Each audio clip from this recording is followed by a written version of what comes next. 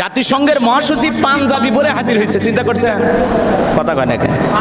জাতিসংঘের মহাসচিব পাঞ্জাবি পরছে, সাদা পাঞ্জাবি পরে হাজির হয়েছে, এবং তিনিও বলেছেন যে বিভিন্ন দেশের রাষ্ট্রপ্রধানদের সাথে আমরা কথা বলে যত দ্রুত রোহিঙ্গার ইস্যু সমাধান করা যায় আমরা সর্বোচ্চ চেষ্টা করে বাংলাদেশের পাশে থাকবো। আল্লাহু আকবার বলেন। দেখেন, তাহলে বিশ্বের বড় বড় নেতাদের কাছে আমাদের যাওয়া লাগতেছে না, বিশ্বের বড় বড় নেতারা বাংলাদেশে আসতেছে। আল্লাহু আকবার বলেন।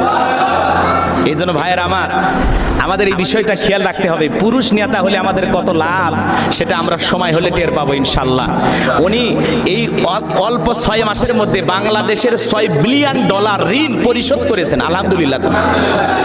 গোপনে গোপনে অনেক কাজ করেছেন। এই দেশ থেকে যত টাকা লুটপাট হয়ে গেছে এই টাকা ফিরিয়ে আনার জন্য সর্বোচ্চ চেষ্টা করতেছেন, এবং এই টাকা যদি বাংলাদেশে যে পরিমাণে টাকা চুরি হয়েছে এটা যদি আমরা ফিরে আনতে পারি, আলহামদুলিল্লাহ, এই দেশের মানুষের আর টেনশন করা লাগবে না।